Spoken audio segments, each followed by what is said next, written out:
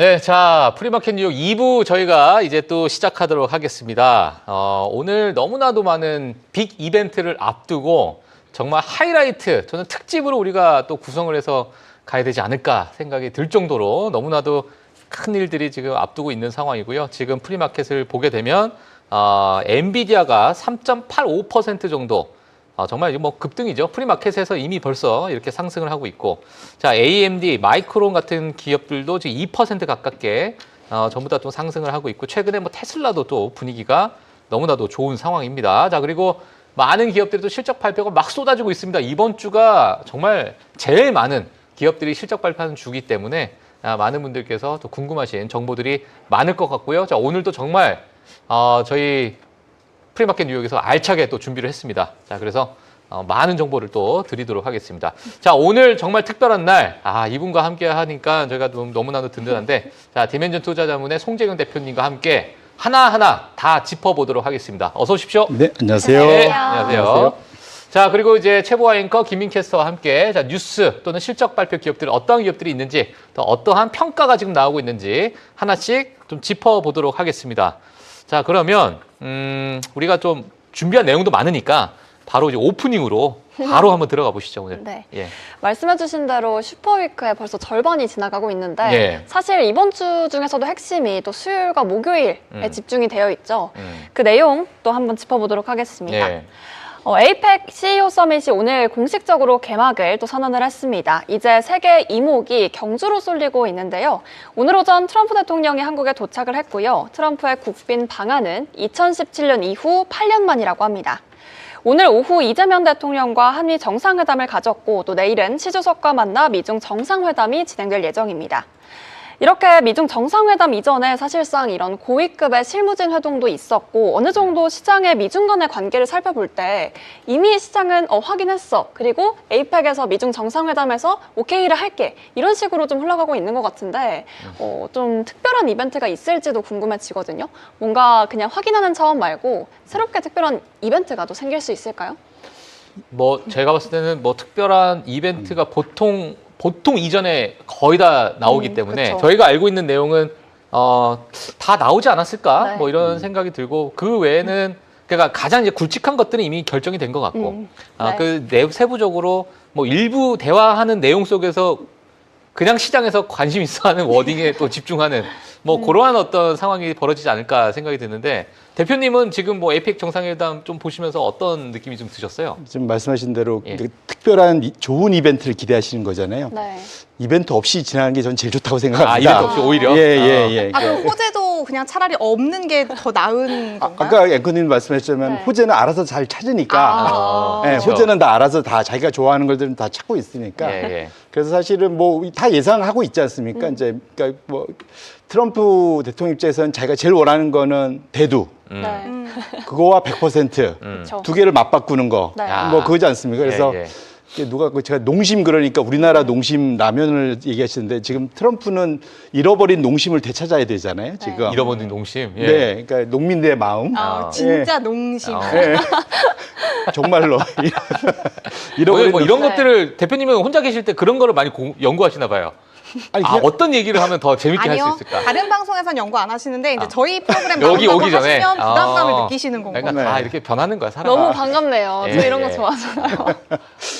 네, 그래서 결국은 네. 지금 이제 냉정해 보면 중간 선거가 이제 1년 앞이잖아요. 그렇죠. 그러니까 지금 트럼프 입장에서는 사실은 이번 그 정상회담에서 제일 마음이 급한 사람이 어찌 보면 트럼프입니다. 지금 1년 앞에 있고 이걸 위해서 지금 나름대로 이제까지 그 소위 취임한 이후에 엄청나게 달려왔는데 네. 냉정하게 보면은 생각만큼 자기가 원하는 대로 간 건 또 아니라고 볼 수도 있는 거지 않습니까? 요즘 자화자찬 열심히 하고 계신데 약간 트럼프 일정을 좀 제가 한번 이렇게 뒤져봤거든요. 제가 좀 음침한 구석이 있어서 어떻게 다니나 좀 짚어봤더니 에이펙 본회의에 관해서 사실 이 부분도 좀 짚어볼 내용이 있어서 한번 살펴봤는데 이 최고 통수권자들이 참여하는 회의인데도 불구하고 트럼프 대통령이 빠집니다.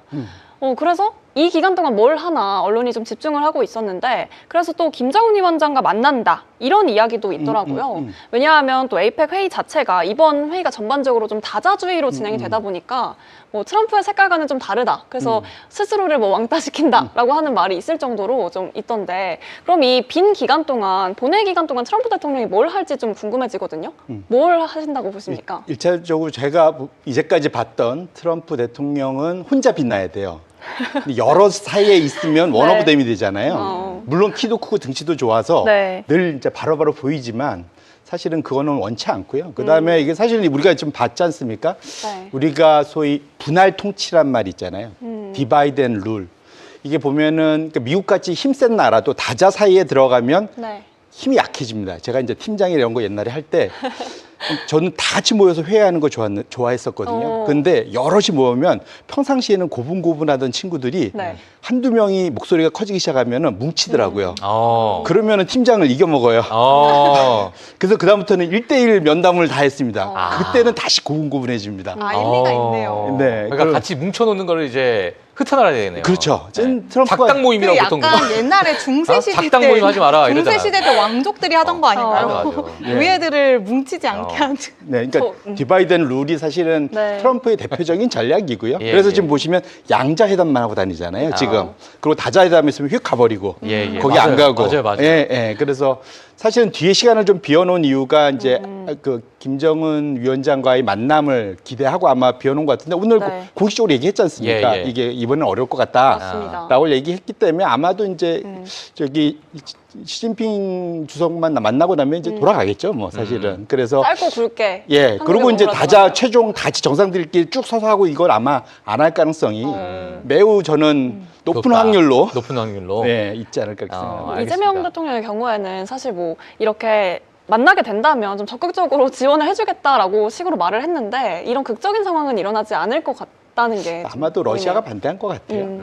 예, 예. 그게 좀 이게 기본적으로 지금 이제 러시아하고 북한하고는 지금 혈맹이 됐잖아요. 네. 예, 그래서 그런 측면에서 놓고 보면 현재 러시아하고 지금 지금 트럼프하고 푸틴하고 조금 사이가 좀 껄끄럽지 않습니까? 예. 지금 좀 원래는 좀 잘 진행되는 듯 하다가 뭐 알래스카에서도 만나고 뭐 해봤는데 안 되니까 지금 갑자기 제재한다고 지금 난리인 거지 않습니까? 그런 측면에서는 지금 중간에 김정은 위원장 아마 지금 오고 싶어 했던 것 같은데 그래서 뭐 최선희 그 밑에 차관도 보내고 네. 모스크바에 보내고 뭐 이것저것 해봤지만 아마도 이번은 좀 어려운 걸로 마무리가 된 것 같고요. 하지만 저는 사실 걱정인 게 내심. 그래서 트럼프 대통령의 또 특징이 또 연세도 드시면 다 느끼시겠지만 네. 너그러지기보다는 이게 마음이 작아지거든요. 아우. 삐지잖아요. 아, 그래요? 오히려 이렇게 그래서 이게 그 스핑크스가 냈던 그 있잖아요. 뭐 퀴즈요. 네 발로 걷다가 두 발로 걷다가 세 발로 걷다가 뭐 이런 얘기 있지 않습니까? 네. 근데 어린아이와 그 나중에 그러니까 그러니까 노인이 되면은 비슷해지죠. 상당히 의외로 비슷해지거든요. 그런 측면에서 참성도 좀 적어지고 예. 그런 그래요? 측면에서 정말 저는 아직 저희 노인까지는 아니라서 예, 제 그래라고 물어보시면 대표님은 그런 건 아니고요. 제 애기와 외할머니가 약간 비슷하신 것 같아요. 그래서 이제 원래 이렇게 그런 할머니 것 할아버지들이 같아요. 예, 예. 손주를 잘 보는 걸 쓰는데 어쨌든 간에 트럼프 대통령이 저는 좀 뭐랄까 화를 되게 세게 낼 거라고 좀 생각도 했는데 그러면 좀 불이 확 나빠지잖아요. 근데 네. 다행스러운 것은 오히려 본인이 그렇게까지 거의 애걸복걸 만나달라고 애걸복걸 한 상황인데 안 된 건데도 불구하고 차기를 노린다. 지금 우리는 되게 좋은데 이번은 좀 서로 이게 일정이 안 맞았다는 식으로 이제 네. 잘 마무리하고 뒤 후위를 도모했지 않습니까? 그래서 그런 측면에서는 저는 정말로 다행이다. 그런 생각으로 개인적으로 그러니까 우리 대한민국에 사는 입장으로서는 네. 어쨌든 북한하고 미국의 사이가 껄끄러지는 거는 우리도 부담스럽잖아요. 그렇죠, 그렇죠. 네, 그런 측면에서는 트럼프가 저렇게 상당히 그러니까 소위 오픈 마인드로 지금 북한에 이렇게 대하는 것 자체는 예. 우리 입장에서 상당히 좋은 거다 저렇게 생각하고 있습니다. 알겠습니다. 예, 뭐 좋든 안 좋든 그냥 조용한 게 어찌 보면 가장 최고다. 아, 그럼요. 네, 지금 예, 무슨 오히려 소식입니다. 같이 있는 것보다 그냥 먼저 가는 게 나을 수도 있다. 아, 제발. 제발까지 나왔습니다. 제발. 자, 알겠습니다. 자, 그래서 지금 에이펙 정상회담에 대해서 이야기가 잠시 또 저희 대표님께서 좀 해주셨는데, 만약에 이 미국에서의 있었던 또는 이제 한국과의 어떤 이런 관계, 또 한국이 이러한 어떤 뭐랄까요, 뭐 경주에서 이 에이펙 정상회담을 한번 개최를 하면서 앞으로의 AI 시대나 여러 가지 어떤 투자에 관련해서 또는 지금 한국과 미국 간의 여러 이제 무역 협상이 타결됐다라고 긍정적으로 좀 나오다 보니까 지금 많은 분들께서 최근에 환율이 약세로 좀 돌아섰잖아요. 요거 어떻게 제자리로 좀 돌아갈 수 있을까? 뭐 예를 들어서 지금 환율에 대한 걱정하시는 분들이 좀 꽤 계실 것 같은데 물론 이와 상관없이 코스피 코스닥은 잘 갑니다만 예. 뭐 어떻게 보세요? 그런 환율적인 부분은. 말씀 주신 대로 최근 한 달, 두 달 정도 놓고 보면 정확히는 이제 7월 초부터 이제 조금씩 올라왔죠. 예, 근데 예. 네. 지금 7월부터 8, 9, 10 벌써 한 3개월 됐네요. 3개월 정도 제일 약세를 보이는 두 나라가 있습니다. 제일 약세 예. 두 나라. 딱 거의 똑같이 약세를 보여요. 예. 일본과 우리나라. 아, 왜 정확히. 근데 왜냐하면 미국이 많이 뜯겨서 그런가? 예. 그렇죠.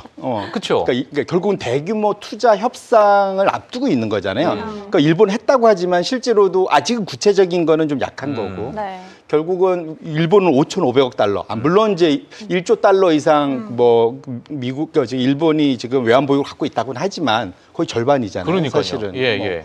우리나라도 3,500억 달리면 우리 4,100억 달러에 거의 뭐 70%, 80% 정도 되는데 그 규모가 어떻게 움직일지 알 수 없다라고 생각을 하니까 적어도 외환 시장은 거기에 대응을 해서 상당히 연초에 강세를 보였던 것을 일정 부분 토해냈다고 봐야 될 것 같은데요. 예. 그걸 제외하고는 사실은 전반적으로 달러 지수를 놓고 보면 그 기간 동안 달러 지수는 그냥 보합이에요. 아. 그러니까 달러 지수 자체가 강세로 갔으면 예. 다시 강달러가 오나라고 생각을 했을 수 있는데 예, 예. 정확히 그러니까 한국과 일본의 통화가 그 기간 동안 약세로 갔기 때문에 예, 예. 그거는 그러니까 미국과의 그러한 대규모 투자 협상, 큰 돈이 움직일 수 있는 네. 그런 거 외환 시장에는 분명 영향을 주잖아요. 저도 예, 예. 바로 직접적으로 영향을 주니까 그런 걸로 저는 해석을 하고 있고요. 이게 일정 부분 어느 정도 그 소위 좀 구체화되거나 가시화가 된다면 다시 되돌아갈 수 있을 것 같고요.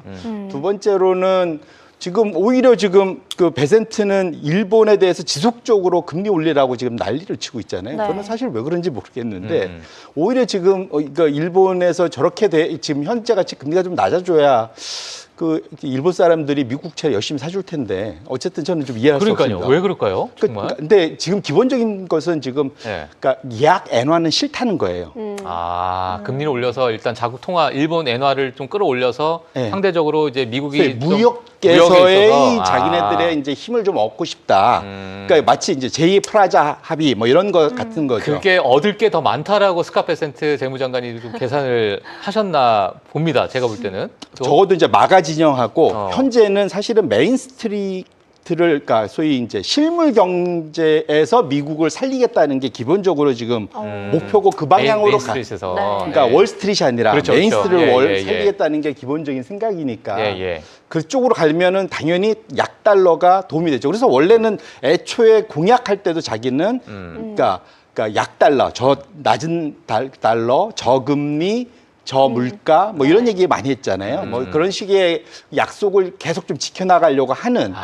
근데 문제는 그것의 결과가 그러니까 아까 우리가 걱정하는 대로 과연 미국에 도움이 될까라는 생각을 할 수 있는데 어쨌거나 그 이제 베센트와 현재 그 백악관에서는 그렇게 진행을 하고 있으니 네. 그러니까 일본이 금리를 올리고 미국은 어찌 보면은 금리를 과감하게 내려서 예, 아까 방금 말씀하셨던 것처럼 엔화의 약세가 더 두드러지게끔 예, 이러한 어떤 방향성을 아예 투트랙으로 그냥 가서 그러한 것들이 아주 뭐랄까요, 좀 레버리지도 얻을 수 있게끔 스카이패스트 입장에서 이제 여러 이제 수출 이제 기업들에 있어서 이런 것들을 좀 꾀하고 있는 그런 전략을 지금 하고 있구나. 그래서 예. 이제 그러니까 결국은 실물 경제에는 경제는 좋을지 몰라도 예, 예. 사실은 미국의 소위 그 금융 경제는 예. 결코 도움이 될까? 강달러가 무조건 그러니까요. 도움이 예, 되니까요. 저도 약간 좀 의구심이 좀 그러니까 이제 왜 우리가 같이 고민을 하느냐? 예. 이 미국 투자하는 사람들 입장에서는 강달러가 좋거든요. 그렇죠, 그렇죠. 예, 그렇기 예. 때문에 지금 그런 그러니까 서로 이제 동상이몽을 하고 있는 예, 거다라고 예. 봐야 될 것 같고요. 어. 어쨌거나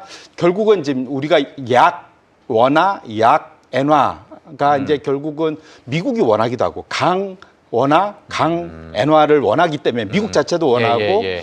결정적으로 내년으로 가면 뭐 추정하는 기관에 따라서는 좀 다르긴 하지만 OECD나 이런 데서는 내년에 우리나라는 2%, 네.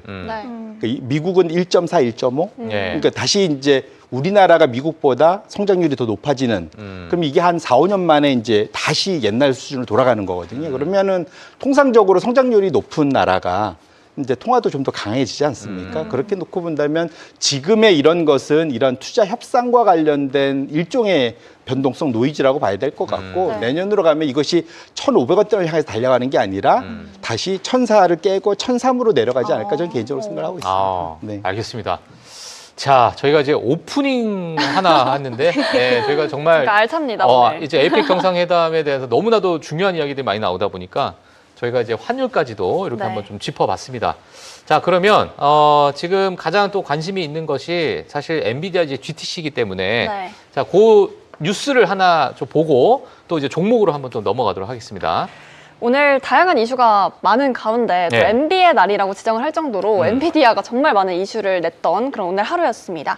제가 오늘 이 관련된 내용을 찾아보다가 젠슨항 CEO의 과거를 좀 알게 됐는데요. 젠슨항 CEO만의 특별한 연애 기술이 있다고 합니다. 혹시 들어보셨나요? 들어본 적 연애 기술? 없으신가요? 연애 기술은 제가 모르겠습니다. 어떻게 알죠? 그 연애 기술을? 제가 이게 예. 젠슨항 CEO가 직접 인터뷰에서 말하는 내용이 있더라고요. 나의 연애 기술은 이러하다? 있습니다. 그 뭐였냐면 예. 이제 대학 시절에 250명 정도가 이제 대학 정원에 있었다고 해요. 예. 근데 그 당시에 이제 젠슨항 CEO가 최연소로 17살의 나이로 이제 대학 생활을 하게 됐는데 그리고 250명 중에 제일 막내니까 어떻게 해야 될지 되게 고민이 많았는데 또 그 가운데서도 마음에 드는 여자분이 있었다고 합니다. 그분도 뭐 19살이었다고 하는데 그럼 어떻게 그분을 사귀게 됐냐라고 이렇게 질문해서 물어봤더니 젠슨항 CEO가 이렇게 말을 했다고 합니다. 일요일마다 자기랑 공부를 하면 올 만점을 받게 해주겠다라고 하면서 이제 플러팅을 했다고 하는데 그 기법이 좀 이번 GTC에서도 좀 표현이 된 게 아닌가 싶어서 함께 가져왔고요. 만점 받았어요, 그분은? 받았다고 합니다. 아, 상대방이? 알 수 없어요. 알 수 없어요? 알겠습니다. 저는 좀 이게 재밌었어요. 그냥 자기랑 공부를 하고 있으면 어쨌든 성적을 잘 올려준다고 하니까 이번 기업과의 관계성도 사실 그런 플러팅을 좀 사용한 게 아닌가. 여러 가지 사실 이제는 누구나도 또 엔비디아랑 협업을 하고 싶어서 난리지만 그때는 좀 그랬다고 합니다. 아, 지금 제가 저희 제 채팅창에 덴버 이야기님께서 공대에서 유일한 여학생 꼬셨다.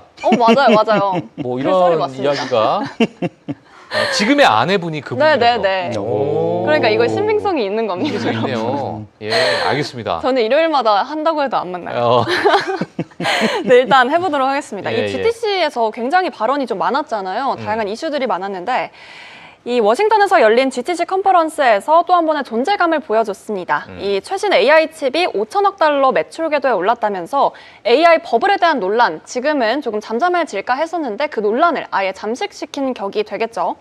AI 모델이 이제는 고객이 돈을 쓰고 그리고 내고 싶은 만큼 강력해진 추세다. 이 한마디로 분위기가 달라졌다고 보시면 될 것 같습니다.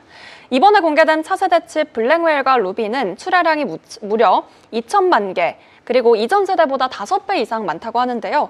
또 이와 관련된 협력 기업들도 굉장히 라인업이 화려했습니다. 뭐 우버의 자율주행차, 루시드, 팔란티어, 일라이릴리까지 자동차, 그리고 제약, 물류 보안까지 AI 산업에 대해서 좀 전방위적으로 확장이 이루어졌다라고 좀 결과물로 보시면 될 것 같은데요. 사실 이번 결과로 하여금 이 AI의 확장의 표본이라고 좀 봐도 괜찮을 것 같은데 어쨌든 계속해서 또 실물에 대한 AI에 대한 논란과 버블의 이슈를 잠재워 가긴 했지만 이번 일로 하여금 또 확실히 잠재웠다라는 생각이 들거든요. 가장 이 파트너십 중에서 좀 인상 깊게 보시는 부분이 있으십니까? 대표님 먼저.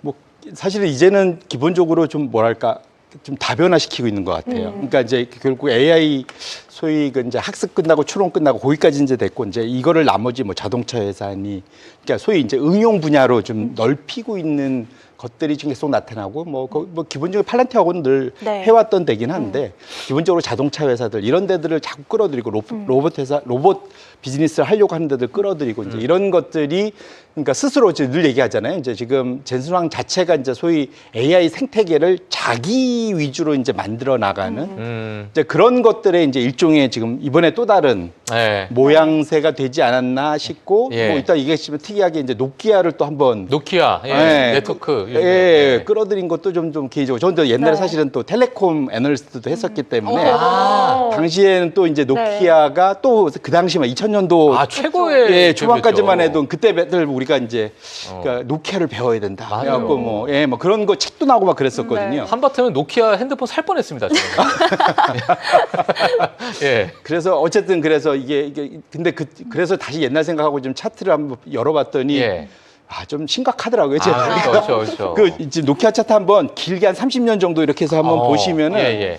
아 정말로 이제 예, 그 마음이 아픈. 아주 마음이 아픕니다. 아주 마음이 아픕니다. 아마 지금 네. 좀 우리 좀 오랜만에. 시청자분들 한번 네. 열어보시면 아실 텐데 어쨌거나 뭐 노키아를 이번에 끌어들였다는 것 자체, 그거 자체는 이게 노병은 죽지 않는다. 네. 예, 그래서 뭐 그것도 저는 되게 신기했다 이렇게 말씀드립니다. 알겠습니다. 저도 하나 좀 여쭤보고 싶은 게 네. 사실 이번에 우리가 양자 컴퓨터 관련해서 저희 방송에서도 여러 차례 좀 얘기를 드렸던 것 같은데 네. 이번에 양자 컴퓨터랑 GPU를 연결하는 MVQ 링크를 좀 발표를 하면서 양자 컴퓨터 관련주들이 좀 크게 좀 밀려나는 모습을 보였잖아요. 근데 저는 개인적으로 양자 컴퓨터에서는 두 가지 맹점이 있다고 생각하는데 그러니까 양자 컴퓨터가 고전 컴퓨터를 완전히 대체할 것이다라는 그런 이야기인데 여기에 대해서도 좀 다시 한번 이야기가 나오게 됐고 또 양자 컴퓨터를 또 고전 컴퓨터를 연결하는 그러한 사실 아무리 양자 컴퓨터가 발달을 하더라도 고전 컴퓨터와 연결짓는 그 플랫폼 시스템 같은 것들이 없으면 사실 이러한 부분도 우려로 될 수가 있는데 사실 여기에 대해서 젠슨항 CEO가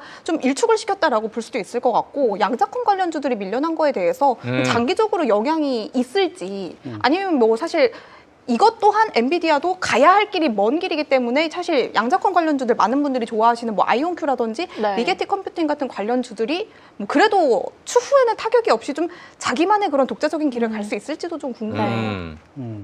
양자 컴퓨팅에 대해서는 뭐 어떻게 평가를 하세요, 대표님께서는? 당연히 가야 할 길인데 예.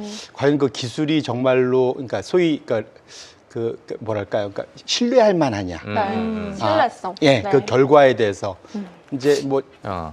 그러니까 이 양자 역학 이거 되게 어렵잖아요. 예. 예, 특히 우리나라는 희한하게 그 학교 과정에서 안 가르쳐요. 그게 저는 예. 어렵다라고 얘기도 하기가 힘들 정도로 아예 모릅니다. 미지의 영역이에요. 미지의 영역. 뭘 시도해봐야 어렵구나라는 걸 아는데 아예 애초에 시도를 안 하기 때문에 저도 그렇습니다. 어려운지 쉬운지도 몰라요. 그러니까 양자 컴퓨터는 그냥 상용화가 될지 안 될지 사실 그게 우리 레벨에서는 제일 이게 집중되는 거거든요. 그러니까 그 제가 이해한 바로는 상당히 철학적이에요. 있으면서도 없다. 그렇죠. 있으면서도 없다. 동시에 뭐 예. 이제 뭐 이런 건데, 그러니까 마치 그러니까 이게 이제 슈퍼컴퓨터는 여기서 네. 여기까지 여러 대를 갖고 가면 가는 속도를 그러니까 안 보일 정도로 빨리 가는데 가는 게 보이긴 하는 건데 네. 양자 컴퓨터는 눈 깜빡하면 저기 가 있는 거잖아요, 사실은. 그러니까 뭐 소위 공간 이동하는 것처럼 예. 이제 굳이 이제 비유를 하자면 네네. 이제 그런 식이긴 한데 문제는 여기서 여기까지 가다가 이상한 데로 자꾸 가는 경우가 많다라는 거죠, 자꾸. 그럼 결과가 안 나오는 거잖아요. 사실 이게 어떻게 보면 상용화의 영역인 거잖아요. 맞습니다. 완전히 올바른 길로 예, 가야지 맞는 건데 네. 근데 그래서- 여기에 대해서는 그래서 결국 여기서도 저는 구글이 또 위너가 될 것 같아요. 어. 그러니까 사실은 지난주인가 또 구글에서 발표를 했었잖아요. 맞아요. 자기네들이 어느 정도 또 진일보한. 그래서 실제로 그 무슨 그 유명한 학술 논문지에다가 자기들 논문을 냈잖아요. 그건 자기들 자신 있는 거거든요. 사실은. 그래서 아마도 저는 그러니까 구글이 그런 식으로 거기는 대부분 안에서 스스로 많이 해결을 하니까. 그래서 네. 그게 진행되고 나면 아마도 제 생각엔 엔비디아가 지금 잘하고 있는 거 있지 않습니까? 주위에서 그런 말씀하셨던 아이온큐니 뭐 이런 데들 중에 한 군데를 사겠죠, 뭐. 그게 제일 쉬운 그런- 방법이에요. 그런 돈도 많은데. 방식으로. 돈도 많은데. 그러니까 저는 큰 그림을 봐야 됩니다, 역시. 저 대표님과 거의 뭐 비슷한 얘기일 수도 있는데 그렇게 돈이 많고 정말 그 어떤 정보 뭐랄까 그 테크의 집약체적인 그런 기업이 양자 컴퓨팅 개발을 엄청나게 오래 해왔잖아요, 사실상. 엄청나게 오래 했다는 거 아마 다 아실 거라고 생각이 들고 뭐 최근에 윌로우 칩부터 해가지고 뭔가 가시화되는 여러 결과물들이 이제 나오고 있는데 아이온큐와 리게티도 물론 뭐 뛰어난 기업인지 뭐 매출은 있습니다. 아이온 같은 경우에도 뭐 작년을 보니까 약 하나로 따지면 한 600억 원 정도 매출이 있어요. 물론 이제 EPS는 아직 이제 적자를 하고 있지만 물론 이러한 기업들도 뛰어나지만 과거에 이렇게 엄청난 그 역사를 전통이라는 표현은 그렇지만은 가지고 있었던 이 양자의 어떤 대장주가 아직까지도 이 양자 컴퓨터에 뭔가 나오지 못하고 있는 그런 부분이 물론 그 내부적으로 뭐 있겠지만 이게 상용화되기가 정말 힘드니까 이게 과연 현실 가능할까? 아이온큐나 리게트 컴퓨팅이나 물론 지금 투자하신 분들 많이 계시겠지만 이런 부분도 좀 염두에 두고 있는 거가 있고 그리고 순간적으로 저는 늘 저번에 얘기했지만 젠슨하기 30년 정도 걸린다라고 저는 그게 진심이라고 보거든요. 네. 질문 받자마자 0.1초 만에 나온 대답이 저는 진심이라고 봐요. 사실 저도 맞다고 생각한 게 이것도 맞고 음. 사실 30년이 안 걸리고 그 안에 더 빨리 할 수 있었으면 저는 지금의 속도라면은 벌써 무언가 가시적으로 나왔어야 된다고 생각했는데 아직 없다는 것 자체가 더 오래 걸린다는 거죠. 네, 근데 엔비디아가 양자 컴퓨팅이나 이러한 기업들과 협업을 한다는 얘기는 이 반도체 수요가 그 산업에 있을 것이라고 이 젠슨항은 어찌 보면 사업적으로 생각을 하고 있는 것 같아요. 저는 그냥 개인적으로. 그러니까 이 상용화되기까지는 몰라. 그 기업이 20년을 단축하든 10년 단축하든 5년으로 단축하든 그 기업의 역할이겠지만 이 산업이 지금 화랑이 일어나고 있기 때문에 네. 본인의 어떤 GPU나 이런 수요는 그 산업에 있어서는 엄청나게 큰 파일을 차지할 수도 있겠구나라고 사업가적으로 좀 접근하게 있는 게 아닌가라고 저는 개인적으로 좀 보고 있습니다. 네, 그래서 뭐 그러한 뭐 뉴스에서는 좀 이렇게 호재성으로 좀 받아들이고 있지만 이게 정말 상용화 될 때까지는 저는 조금 힘들지 않을까라는 생각이 좀 들어서. 예. 그러니까 이게 기본적으로 저는 큰 기술이 두 가지가 있다고 생각하는데 초전도체. 그 이제 우리 그 미래과학 영화 보면은 공중에 막 이렇게 도시들이 떠 있고 막 그런 거 있잖아요. 예, 예. 그게 가능해지는 거잖아요. 초전도체가 그렇죠, 되면 그렇죠. 네. 이게 중력을 거스르는. 그런 세상이 올까요? 그러니까 그 한때 그때 초전도체 뭐 발견했다고 작년인가 재작년에 한번 난리가 났었지 않습니까? 맞아요. 난리 났죠. 네. 사라져긴 맞아요. 했지만. 예. 그러니까 초전도체하고 양자 역할이 이 두 가지거든요. 네. 양자 컴퓨팅이 정말로 되면은 기존의 슈퍼컴퓨터들은 다 쓸모가 없고 그 다음에 사실은 암호화폐 시장이 난리가 날 것 같은데요. 파해야 될 가능성이 높은 거잖아요, 사실은. 그러니까 암호화가 안 되는 거잖아요. 기존 기술로 만들어 놓은 것들. 그렇죠. 네. 그러면 양자 역학이 못 깨는 또 다른 걸 뭘 만들어야 되기 때문에 그러면 이게 또 다른 세상이 될 거기 때문에 이 두 가지는 기존의 패러다임을 완전히 넘어서는 거기 때문에 거꾸로 말하면 그만큼 어렵다고 봐야 되겠죠. 사실은. 이거 어려운 네. 기술이다. 저 얘기가 나온 김에 대표님이 노키아 얘기해 주셨으니까 저도 노키아 관련해서 한번 좀 얘기를 자세하게 좋습니다. 풀어보면 어떨까 네네. 싶어요. 뭐 우리는 가끔 가다 보면은 추억의 종목들이 있죠. 제가 전에도 말씀을 드렸던 것 같은데 일단 대표적으로는 블랙베리가 있어요. 블랙베리 라떼 세대 때는 다 한 번씩 휴대폰을 사용을 해봤거든요. 지금은 뭐 사이버 보안 업체로 좀 약간은 기조를 좀 달리해서 가고 있긴 하지만 사실 노키아 같은 기업도 뭐 찾아보면 구글링을 해보면 핀란드 통신 장비 업체 뭐 이런 네이밍으로 좀 방향성을 좀 바꾼 것 같긴 한데 네. 우리한테는 사실 핸드폰 기업이죠. 사실 맞아요. 너무 익숙한 핸드폰 기업이에요. 사실 블랙베리라고 한다면 제가 가끔은 주가창을 좀 열어봅니다. 네. 노키아는 아예 주가창을 열어볼 생각 자체를 안 했었는데 이번에 엔비디아 얘기가 나오면서 저도 오늘 요 얘기를 갖고 온 게 사실 엔비디아가 뭐 투자하겠다, 협력하겠다 하는 회사들이 정말 많지만 네. 저는 개인적으로 노키아가 추억의 이름이라 대표님이 말씀해 주신 것처럼 이게 다시 한번 좀 수면 위로 끌어올려졌다는 게 저는 굉장히 흥미롭게 좀 느껴졌습니다. 노키아 같은 경우는 광 케이블, 스위치, 라우터 등 통신 인프라 기업으로 요즘 좀 거듭이 났죠. 이 통신망 인프라가 AI 데이터 센터의 네트워크 연결에 매우 중요합니다. 팀장님이 항상 몸에 비교를 해서 좀 비유를 하시는 걸 좋아하는데 이 노키아의 통신 인프라 같은 경우는 혈관이라고 볼 수가 있겠죠. 그러니까 한마디로 뭐 우리가 그동안 정말 많이 말했던 뭐 AI 버블론, 뭐 AI 테마주, 뭐 AI 성장과 아주 밀접한 관련이 있다라고 보시면 될 것 같습니다. 네. 뭐 노키아가 지난 6월에는 미국의 광통신 장비 제조업체인 인피네라를 23억 달러에 합병시킨 것도 뭐 어떻게 보면은 AI 테마주에 탑승하기 위한 일종의 전략이다라고 좀 보실 수가 있겠습니다. 요즘 주가가 오르는 키워드는 제가 봤을 때 둘 중 하나인 것 같아요. 실적 아니면 투자. 블랙베리 같은 경우는 제가 지난번 실적 때 전자를 말씀을 드렸는데 노키아 같은 경우는 후자다라고 보실 수가 있겠죠. 예. 엔비디아가 10억 달러를 투자한다고 합니다. 주당 6달러 1센트에 노키아 주식 1억 6,600만 주를 획득할 예정이라고 하고요. 보유 지분은 2.9% 정도 될 예정이라고 합니다. 양사는 차세대 6G 셀룰러 기술 공동 개발을 위해서 전략적인 파트너십도 체결을 했다고 하는데요. 이 노키아는 자사의 5G 그리고 6G 소프트웨어를 엔비디아 칩에서 구동하도록 조정을 하고 AI용 네트워킹 기술 개발에도 협력을 하기로 했습니다. 예. 또 엔비디아가 향후 AI 인프라 계획에 노키아의 기술을 통합하는 방안도 검토할 예정이라고 하죠. 이 젠순왕 CEO가 6G 통신을 중국 화웨이에게 넘겨주지 않겠다라는 의지가 좀 엿보이는 대목이다라는 평가가 많이 나왔습니다. 이 황 CEO는 엔비디아의 6G AI 랜용 신제품 하드웨어인 아크를 발표하면서 이 노키아는 미래의 기지국으로 아크를 사용할 것이라며 그러니까 미국이 통신의 표준을 만들었는데 외국, 그러니까 여기서 외국은 중국을 가리키는 거겠죠. 지금은 외국이 만들고 있기 때문에 이거를 완전히 금지시켜야 한다라는 발언을 좀 했다라고 합니다. 그러니까 여기서 중국 기업이라고 한다면 우리 모두 다 추정을 해볼 수 있다시피 화웨이를 가리키는 거겠죠. 이 노키아와 AI를 기반으로 통신을 다시 쌓아 올리는 대형 협력을 하겠다라고 발표를 했습니다. 이날 엔비디아의 투자 발표 이후 노키아의 주가는 2016년 1월 이후 거의 10년 만에 최고치를 기록을 했다고 해요. 노키아는 이를 AI 슈퍼사이클을 위한 첨단 전략에 사용하겠다라고 밝혔다고 하니까요. 많이 기저에 가라앉아 있던 노키아를 다시 한번 엔비디아의 파워로 끌어올렸으니까 앞으로 관련해서 어떤 통신 쪽의 협력이 좀 있을지 좀 기대가 되는 모먼트이기도 하겠습니다. 예, 알겠습니다. 자, 노키아 많은 분들께서 또 오래간만에 또 들으셨을 것 같고 네. 앞서서 또 송재경 대표님께서 노키아에 대해서 또 이렇게 말씀을 좀 해주셨기 때문에 지금 최근에 엔비디아의 협업에 대해서도 그래도 긍정적으로 물론 규모 금액에 대한 규모를 보게 되면 네. 많지는 않죠. 그러니까 AI 플레이어들이 지금 쓰고 있는 돈에 비하면 그렇게 큰 돈은 아니지만 그래도 노키아라는 기업 자체가 뭔가 이제 표면 위로 좀 관심을 받게 되는. 그러니까요. 저는 사실은 엔비디아의 전략은 특허를 가져오고 싶은 것 같아요. 네. 노키아의 특허. 예, 왜냐하면 워낙 잔뼈가 굵잖아요. 네. 그래서 좀 화웨이하고 경쟁하는 통신 장비 쪽이나 그래서 저희 아까 6G 얘기를 하면서 이제 사실 노키아가 들어온 거지 않습니까? 네. 이게 보면 무슨 말이냐면 사실은 최근 들어서 지난주인가요?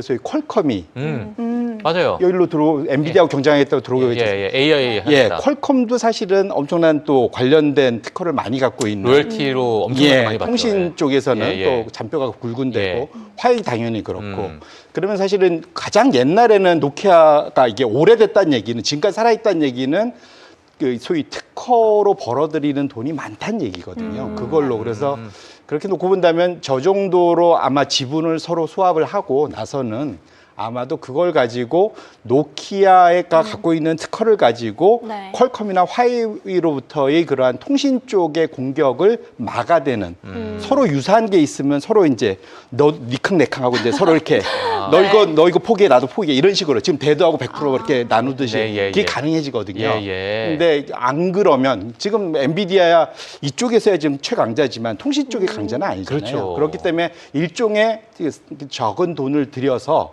자신의 갑옷을 산 거다라고 네. 저는 생각하고 있습니다. 궁금해지는 포인트가 사실 노키아가 그동안 시장에 관심을 받지 못했잖아요. 근데 대표님이 말씀해 주신 것처럼 그렇게 특허가 많고 여기에 좀 특화된 기업이라고 한다면 엔비디아가 거론을 하기 전까지 지금까지 왜 노키아는 이렇게 별로 이렇게 사람들의 관심에서 좀 배제돼 있었던 거죠? 그러니까 넥스트 스텝으로 이제 통신 쪽으로 넘어가고 있는 거겠죠. AI하고 이제 통신을 결합하는 쪽으로 지금 화웨이도 움직이고 있고 퀄컴도 움직이고 있으니까 네. 이제는 제가 보기에는 엔비디아도 거기에 맞춰서 대응을 하고 있지 않는 건가라고 생각하고 있고요. 사실은 네. 우리가 잘 몰라서 넘어가고 있지 큰 회사들 사이에서는 특허 분쟁이 엄청 많습니다. 우리나라 삼성전자도 마찬가지고 1년에 가끔가다 얼마 전에도 아마 몇천억짜리 이게 델라웨어 법원에서 져가지고 2천억, 3천억 낸다 뭐 이런 얘기 되게 많거든요. 그래서 그것만 노리고 이 소위 특허 괴물들 이런 걸 하는 소위 그 로이어들도 되게 많거든요. 미국에는. 그래서 그게 큰 비즈니스입니다, 사실은. 네. 그래서 어쨌거나 노키아가 갖고 있는 아마 그 특허 포트폴리오가 엔비디아 입장에서는 가장 탐이 났지 않았을까. 알겠습니다. 아니 이게 다 시작하는 단계니까 여기저기 다들 투자를 하고 통신이 없으면 그게 무용지물이잖아요, 사실상. 왜냐면 자동차가 요즘엔 자율주행 하려면 다 통신 네트워크가 연결이 돼야 되잖아요. 거기에 소위 화웨이나 퀄컴이 자신의 특허로 둘러싸고 있으면 이런 표지만 열심히 팔았는데 죽 서서 개줄 수가 있거든요. 저는 그 문득 드는 생각이 노키아가 가성비가 좋을 수도 있다는 생각도 약간 들어요. 관심에서 배제되어 있었지만 그만큼 엔비디아가 어쨌든 싼값에 들여온 다음에 노키아는 엔비디아 충성 그러니까 충성을 할 거 아니에요. 그러니까 약간 그런 생각도 좀 드네요. 약간 언급이 안 된 섹터가 하나 있는데 많지만 저는 좀 자율비행 쪽으로도 언급이 됐잖아요, 이번에. 조비 에비에이션이라고 하는 이런 기업과 함께 연결을 했는데 또 이렇게 젠슨황 CEO가 그때 말했던 게 로봇이 미래 산업을 바꿀 것이다. 또 이렇게 언급을 했던 걸 자율비행까지 확장을 시켰다는 게 전 좀 신기했거든요. 이쪽은 좀 어떻게 보세요? 자율비행까지는 제가 생각을 많이 못 해봤는데요. 제가 이게 날아다니는 거예요. 무게가 많이 나가서 이제 자율비행이 될까 이런 생각도 좀 해보고. 조비는 네. 사실 이전부터 그런 얘기가 많이 나왔지만 사실 조비도 약간 현실화에 대한 그런 더 그 메인스트림으로 오기까지는 아직 조금의 그 여지가 뭔가 남았지 않을까라는 생각도 좀 드네요. 자율주행부터 먼저 하고 나서 그러니까요. 자율비행을 좀 우리가 논해봐야 되지 그러니까 저는 않을까. 항상 미래 산업을 얘기할 때 저는 개인적으로 두 가지로 나눠서 생각을 한다면 실질적으로 구현이 가능한 영역 네. 그리고 아직은 너무 많이 남은 것 같은 영역이 아. 있다고 생각하는데 뭐 예를 들면 뭐 자율주행 같은 경우는 전자에 해당이 하겠고 그쵸. 뭐 자율비행이라든지 뭐 저는 개인적으로 양자컴이라든지 네. 대표님께서 뭐 말씀해 주셨던 뭐 초전도체 같은 것들은 사실 우리가 거기에 기대감을 가지고 주가가 막 올라간다면 저는 오히려 그게 약간 불안한 그러니까 요인이라고 생각해요. 자율비행은 저는 안 탈 것 같아요. 그냥 거의 신기하다 이렇게 지금 보고 있는 게 느낌이 있거든요. 그냥 네. 아무도 없고 저 혼자 타는데 자율적으로 간다는 게 야 이거 내가 타도 되나? 사실 자율비행이 아니어도 무섭거든요. 맞아요. 자율비행은 너무 제주도 바람 부는 날 착륙 그거 한 5번 6번 못 해가지고 계속 도는 비행기 안에 타보신 분들은 비행기 못 합니다. 그 이후. 그러니까요. 예. 이번 저도 몇 번 이제 GTC 는 경험을 해가지고. 그냥 AI 산업이 좀 전방위적으로 이렇게 확장이 됐구나라는 예. 걸로도 좀 확인해 볼 수 있어서 그걸로도 좀 신기했던 것 같습니다. 예, 알겠습니다.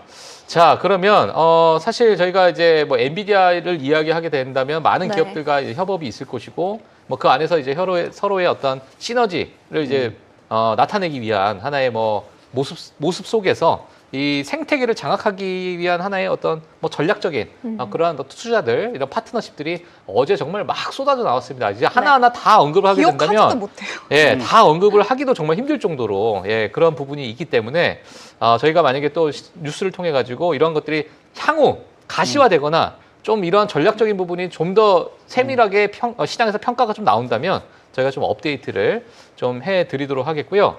지금 오늘 저희가 또 실적 발표 기업들도 좀 많이 있잖아요. 네. 그러니까 그런 종목들을 저희가 한번 더 보도록 하겠습니다. 네, 일단 간밤 장 마감 이후에 실적을 발표했던 기업으로는 제가 오늘 준비한 기업은 비자가 있는데요. 네. 그 전에 장 전에 실적을 발표한 기업들 먼저 좀 체크를 해보고 비자로 넘어가면 좋을 것 같겠습니다. 네. 뭐 일단 오늘 CVS 헬스, 캐터필러, 그리고 버라이즌, 보잉 이렇게 네 가지 종목 짚어드리면 좋을 것 같아요. 일단 CVS 헬스부터 보도록 하겠습니다. CVS 헬스라고 한다면 이름에서 벌써 감이 오시죠. 뭐 미국 내 약국, 보험, 헬스케어 등을 모두 취급하는 통합 헬스케어 기업이다라고 보시면 될 것 같습니다. 네. 3분기 실적이 나왔습니다. EPS는 1달러 60센트, 매출은 1,029억 달러 정도로 보시면 될 것 같습니다. 지금 프리마켓에서 1%대 좋은 흐름 나타내고 있다라고 보시면 될 것 같고요. 관련해서 나온 기사, CNBC 기사도 함께 짚어드리면 좋을 것 같겠습니다. 한 7가지 정도 포인트가 있었으니까요. 요거 좀 간단하게 요약 정리를 해드리도록 할게요. 일단 CVS 헬스 같은 경우는 최근에 CEO가 바뀌었죠. 카렌 린치에서 데이비드 조이너로 바뀌면서 네. 올해 한 해가 약간 어떻게 보면 CVS 헬스에게는 시험대다, 테스팅 구간이다라는 평가들이 많이 나오고 있습니다. 여기에 대해서 호실적을 발표를 했기 때문에 시장에서는 어느 정도 긍정적인 진전을 이뤘다라고 좀 보고 있는 것 같습니다. 뭐 제가 방금 말씀드렸던 것처럼 경영진 교체에 대한 이슈도 있었고요. 또 CVS 헬스 같은 경우는 최근 좀 어려움을 겪으면서 부침이 좀 있었던 기업이죠. 고강도의 비용 절감까지 단행을 하면서 좀 공격적인 턴어라운드를 추구했던 기업이다라고 보시면 될 것 같습니다. 뭐 여기에 대해서도 시장은 마찬가지로 이번 호실적을 발표한 것과 관련해서 굉장히 성공적인 턴어라운드였고 그러한 전략 추구들이 굉장히 잘 이루어지고 있다라는 부분에 좀 방점을 찍었던 것 같습니다. 가이던스 같은 부분도 좀 긍정적으로 제시를 했습니다. 2025년도 연간 EPS를 6달러 55센트에서 6달러 65센트로 제시를 했는데요. 이전에 제시했던 수치가 6달러 30센트에서 6달러 40센트 정도라고 하니까 상당히 일정 부분 좀 올라간 거를 확인해 보실 수가 있을 것 같습니다. 이로써 CVS 헬스는 3분기 연속 가이던스를 상향하게 됐다라는 부분에 대해서도 시장은 굉장히 낙관적으로 평가를 하고 있다고 보시면 될 것 같습니다. 이번 실적에 대해서 데이비드 조이너 CEO는 이번 3분기는 CVS 헬스에게 있어서 굉장히 승리의 한 분기였다라는 표현을 사용을 하면서 4분기 역시나 우리에게 굉장히 유리한 한 해가 될 것이다 라고 좀 덧붙이기도 했다고 합니다. 다만 이번 분기에는 의료 서비스 관련해서 영업 손실 57억 달러 정도가 반영이 됐다라는 부분이 투자자들의 일정 부분 좀 우려를 사는 부분으로 좀 보시면 될 것 같은데요. 네. 사실 프리마켓 주가 같은 경우도 아까까지만 해도 약간은 좀 밀려나는 모습을 보이고 있었습니다. 이번 어닝 시즌 자체가 전반적으로 실적이 잘 나오고 가이던스도 거의 모든 부분이 긍정적으로 나오다 보니까 사실 투자자들이 정말 약간의 미스 하나만 있어도 여기에 대해서 좀 민감하고 예민하게 반응하는 그런 포인트들을 여러분들이 많이 좀 겪으셨을 것 같은데 다만 여기를 제외하고서라도 굉장히 많은 긍정적인 포인트들이 있기 때문에 투자자들이 다시 한번 좀 시선을 바꿔서 긍정적인 포인트에 방점을 두고 있다라고 보시면 될 것 같습니다. 예. CVSLS 같은 경우에는 새 사업부, 그러니까 보험, 약국과 소비자 웰니스, 그리고 의료 서비스 모두에서 성장을 좀 이끌어냈다라고 합니다. 이 세 부문 모두에서 매출이 좀 증대되는 모습을 확인해 보실 수가 있다고 하고요. 네. 좀 추가적인 부분이라고 한다면 CVSLS는 2026년에 이익이 크게 나지 않는 노인을 대상으로 하는 1차 진료 클리닉 체인인 오크스트리트 헬스의 지점 약 16개를 폐쇄하겠다라는 그런 발표도 했다고 합니다. 여기에 대해서는 뭐 추후에 여러 가지 평가들이 있겠죠. 뭐 당연히 기업 입장에서는 사기업은 이윤을 추구를 해야 되기 때문에 이익이 나지 않는 부분을 좀 철회를 했다라는 부분은 비용 절감 같은 부분에서도 확실히 도움이 될 수도 있겠고요. 마진이 늘어난다라는 차원에서도 본다면 어떻게 보면 기업 입장에서는 가이던스가 더 상향됐다라는 부분에도 좀 포커스를 맞춰보실 수가 있을 것 같습니다. 뭐 관련해서 지금 CVSLS의 주가 굉장히 좋은 흐름 나타내고 있다라는 부분 참고를 해보시면 좋을 것 같습니다. 네, 알겠습니다. 자, CBS 이렇게 좀 봤고요. 또 뭐 혹시 뭐 기업이 또 있을까요? 네, 이번에는 캐터필러 한번 보도록 할게요. 아, 예. 캐터필러 굴착기 또 중장비 관련주다라고 네. 보시면 될 것 같습니다. 역시나 3분기 실적입니다. EPS는 4달러 95센트, 매출은 176억 4천만 달러로 나왔고요. 주가를 보시면 지금 프리마켓에서 5% 가깝게 급등하는 흐름을 나타내고 있습니다. 또 여기에 대해서도 관련 기사가 나왔으니까요. 몇 가지 좀 빠르게 요약 정리를 해드리도록 할게요. 일단 에너지, 운송, 건설 사업부가 대체적으로 모든 사업부에서 호조를 보였다라는 부분이 시장에서는 좀 낙관적으로 평가가 된 것 같습니다. 그리고 캐터필러는 강력한 현금 흐름을 유지할 것이고 자본도 효율적으로 배치를 할 것이다라는 발언도 함께 나왔다고 합니다. 그리고 배당금이나 자사주 매입을 위해서 다음 분기에 11억 달러를 투입할 예정이라고 하는데 네. 이런 부분에 대해서도 투자자들은 재무적인 안전성 부분에서 자신감을 드러냈다라는 표현을 좀 사용을 하기도 했다고 해요. 그리고 캐터필러는 이번 분기 마무리를 75억 달러 정도의 잉여현금 흐름을 남겼다고 합니다. 여기에 대해서도 전문가들은 강력한 유동성이 좀 보여졌다라는 부분에 대해서도 좀 좋게 평가를 한 것 같습니다. 이 캐터필러의 CEO 조 크리드는 장기적으로 수익성이 있는 성장을 앞으로 이루어 나갈 것이다라고 좀 강조를 했다고 하는데요. 뭐 이러한 부분에 대한 증거 같은 경우에는 잔고가 증가하고 있다. 또 효율성 있는 실행력을 앞으로 추구를 할 것이다. 또 핵심 부문과 혁신에 대해서 강력한 투자를 이루어 나갈 것이다. 라고 좀 발언을 했다고 하니까요. 관련해서 캐터필러 같은 경우도 좋은 흐름 나타내고 있다라고 보시면 될 것 같아요. 제가 말하는 동안에도 상승폭이 계속해서 좀 커지고 있기 때문에 네. 개장 전에 실적을 발표한 기업 중에 캐터필러도 한 번쯤 기억을 해두시면 좋을 것 같습니다. 예, 알겠습니다. 자, 캐터필러. 요즘에 저는 뭐 사실 뭐 이런 생각도 들기는 하더라고요. 뭐 최근에 미중 간의 그 히토리 분쟁이 좀 있다 보니까 물론 이번에 분쟁이 좀 협상이 좀 타결이 잘 됐다. 규제했던 것을 1년 유예했다. 그러니까 이제 히토리 관련주들이 뭐 엄청나게 또 빠졌습니다. 예, 많이 하락을 했는데 히토류가 됐던 뭐 리튬이 됐던 뭐가 됐던 간에 오히려 수혜주는 캐터필러가 아닐까. 그럴 수 그러니까 있죠. 뭐가 됐든 간에 그 광산이나 이런 거에 장비를 또 맞아요. 예, 네. 또 판매하고 또 대여도 하고 뭐 여러 그 관련된 업종에 거의 뭐 독보적인 기업이잖아요. 그러니까 뭐 리튬을 살까 히토를 살까 고민할 게 아니라 오히려 캐터필러 사는 게 근본적으로 생각을 사비나 해봤을 이런 걸 다 때. 빌려주잖아요. 예, 얘를 우리 소위 얘기하자면 그러니까 그런 기업이 오히려 제대로 된 수혜를 받지 않을까 뭐 이런 생각도 저는 뭐 들기도 했는데 최근에 어떤 흐름을 보게 되면서 그러니까 뭐 안정성 그리고 이제 배당에 관련해서도 또 너무나도 이제 강력한 그런 기업이기 때문에 캐터필러의 최근 흐름도 너무나도 견고하게 또 지금 월봉 뭐 주봉 보게 되면은 정말 뭐 아무런 조정 없이 그냥 쫙 올라가고 있습니다. 뭐 자로 잰든 것처럼.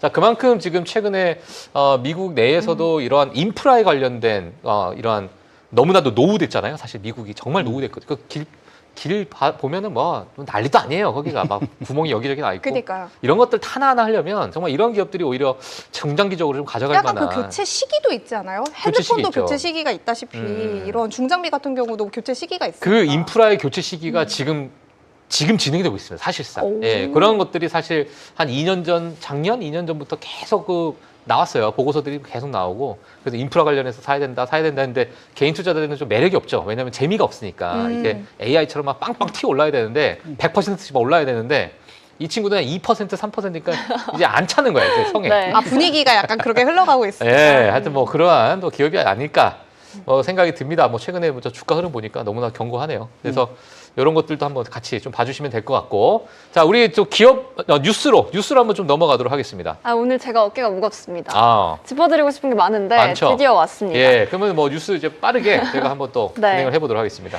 저희 뭐 에이펙도 있고 엔비디아 관련해서 GTC 관련된 얘기도 해봤는데 예. 사실 연준이 10월 FOMC 회의를 이제 시작을 했죠. 아, 중요합니다. 그래서 이 내용도 함께 짚어보면 좋을 것 같습니다. 이 10월 FOMC 회의에서 금리 인하가 사실상 기정사실화된 가운데 이 시장의 관심은 이제 좀 QT의 조기 종료에 조금 초점이 맞춰져 있지 않나라고 하는 CNBC의 보도가 있었습니다. 사실 제가 이게 생각이 나요. 연준이 이제 코로나 때 시장에 돈이 많이 풀린 것에 대한 대응을 하고자 이 QT를 양적 긴축을 시작을 했는데 이때 당시에 제가 22년도 6월이면 대학 생활을 막 시작했을 때거든요. 예. 그래서 이때 그 당시에 제가 처음에 QT라는 개념을 이해하는 게 너무 어려운 거예요. 20살 무렵에. 그때 그 뉴스를 보고 이해하시려고 21살이에요. 했었어요?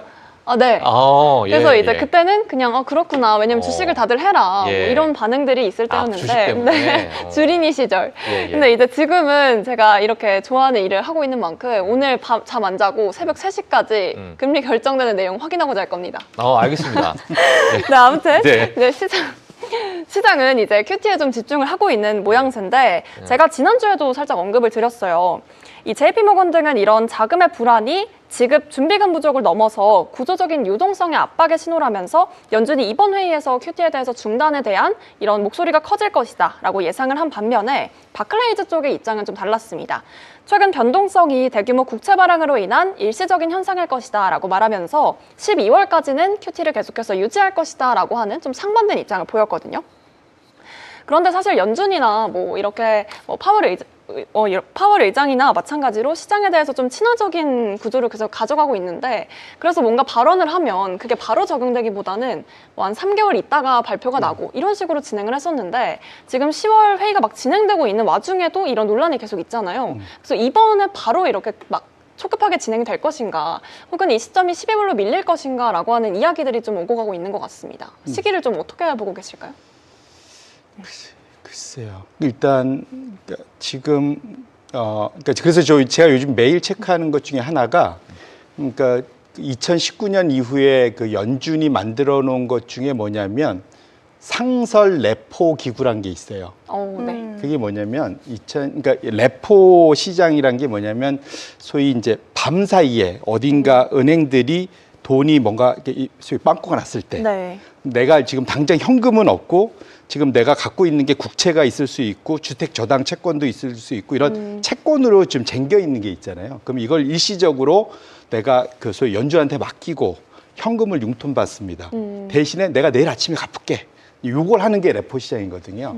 근데 최근 들어서 이 시장이 한동안 그 2019년도에 이것이 한번 그 난리가 나면서 레포 금리가 하룻밤에 그때 한 8%인가 어마어마하게 튄 적이 있어요. 예, 예. 그래서 난리가 한 번 났었습니다. 예. 그 이후로 이 상설 기구가 만들어진 거거든요. 네. 근데 한동안 안 쓰다가 2023년도에 그 소위 그 실리콘밸리 그 소위 은행 사건 때 그때 한번 잠깐 좀 쓰였고 네. 그다음에 내내 안 쓰다가 9월, 10월 들어와서 이게 펑펑 지금 돈을 빌려가는 일들이 벌어지기 시작했습니다. 그럼 초단기 자금 시장이 말린 거예요, 지금.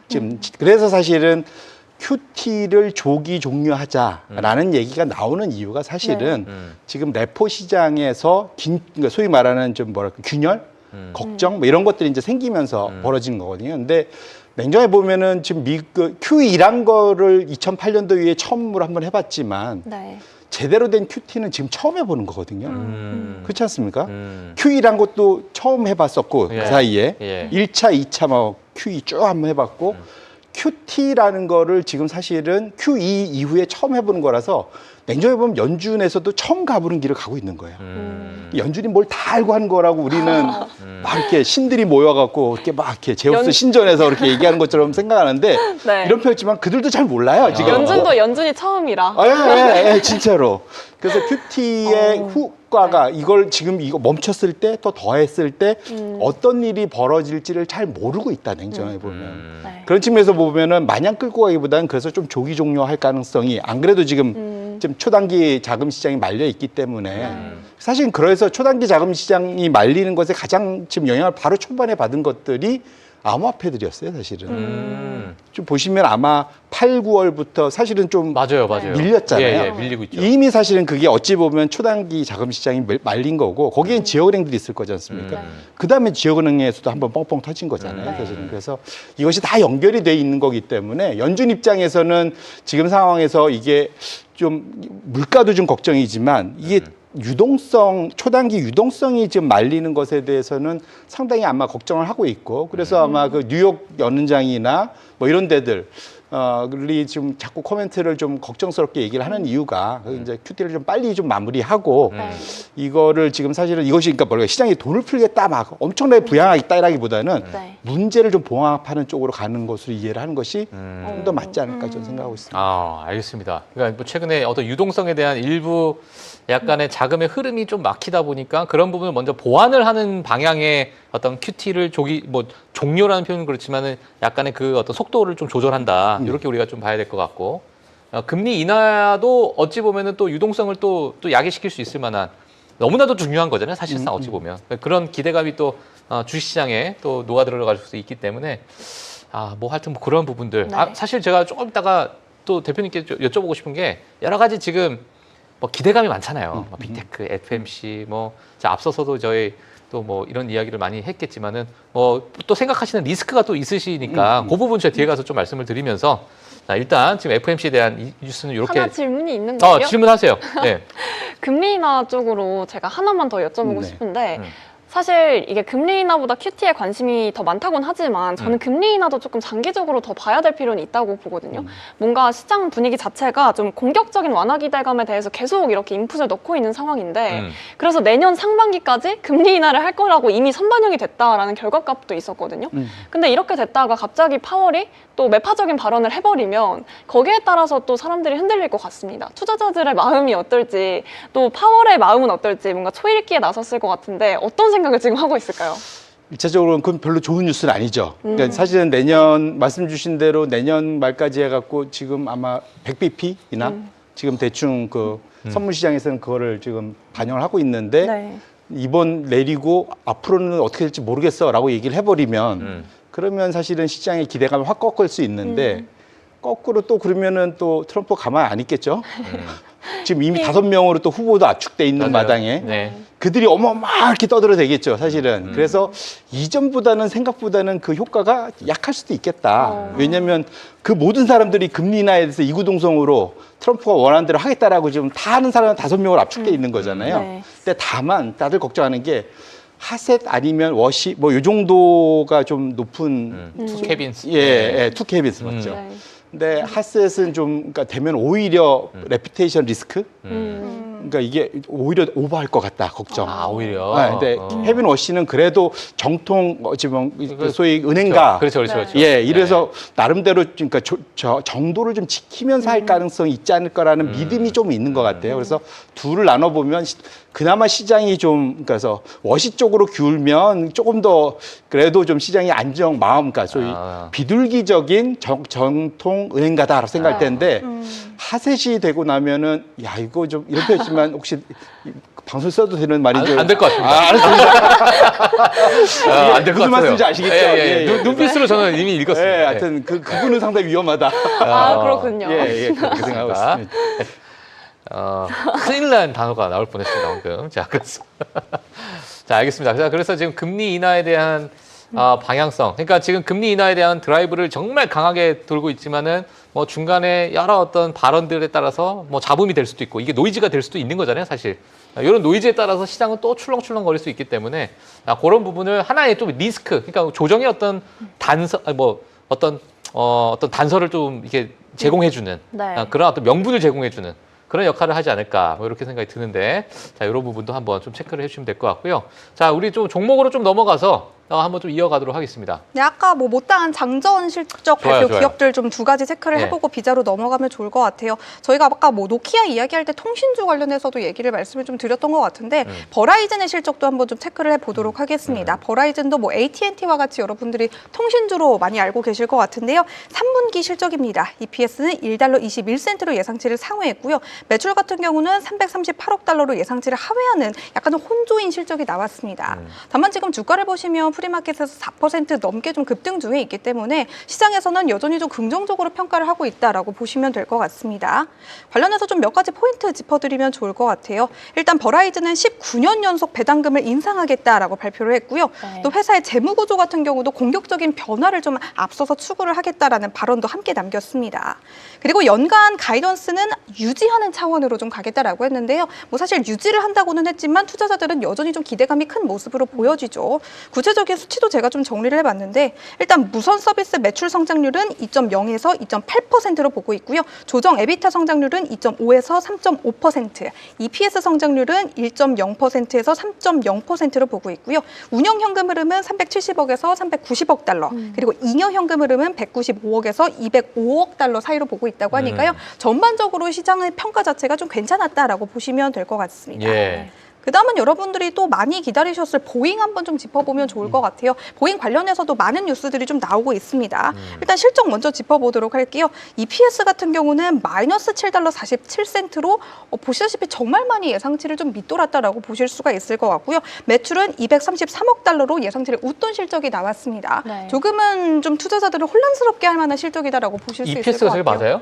맞는 것 같아요. 제가 아까 오프닝 시작하기 전에 제가 좀 봤는데 그때까지만 해도 기사가 한 개밖에 안 나와 있어서 제가 이거를 좀 어떻게 그래요? 전해드려야 할까 조금 있다가 다시 한번 좀 확인을 아. 해본 다음에 체크를 해드려야 할까라고 생각을 눈을 했는데 의심하셨습니까? 눈을 의심했죠. 음. 근데 그 이후에 뭐 로이터 통신이랑 나오는 기사를 몇 개 봤는데 예. 요 EPS가 맞는 것 같습니다. 만약에 아. 추후에 여기에 대해서 좀 수정할 사항이 생긴다면 좀 전해드리도록 하겠고요. 네네. 관련해서 몇 가지 뉴스가 있는 거 좀 체크를 해보시면 좋을 것 같아요. 알겠습니다. 일단 보잉의 EPS가 이렇게까지 밑돈 데에 대해서 보잉은 항공기 777X 모델에 대해서 막대한 비용이 들어갔다라는 좀 공시를 했습니다. 여기에 최소 50억 달러 정도의 손실이 좀 반영이 됐다라고 하니까 예. EPS가 이렇게까지 좀 미진하게 나온 데 대해서 어느 정도 좀 풀이가 좀 되셨을 것 같습니다.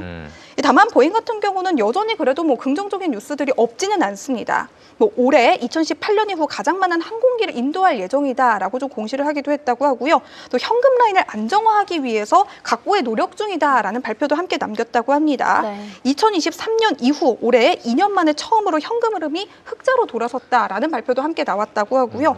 또 작년 같은 경우에는 안전 위기, 또 노조 파업과 같은 그런 악재들이 함께 겹치면서 작년에는 매출이 일부분 많이 좀 감소한 부분이 있는데요. 그때에 비해서는 지금 매출 같은 경우는 그래도 많이 늘어났다라는 차원에서는 그래도 좀 낙관적으로 보고 있는 쪽도 없지는 않는 것 같습니다. 예. 그리고 미 연방항공국이 이달 초에 보잉 737 맥스의 생산 한도를 월 38대에서 42대로 상향하겠다라는 발표도 있었죠. 여기에 대해서 CNBC는 미 당국의 신뢰도가 어느 정도 회복이 됐기 때문에 그동안 우리가 보잉 항공기에 대한 그런 안전 우려 같은 것들이 좀 많이 부각이 됐던 부분들이 있는데 여기에 대해서 일부분 투자자들의 우려를 좀 불식시켜줬다라고 보실 수가 있을 것 같습니다.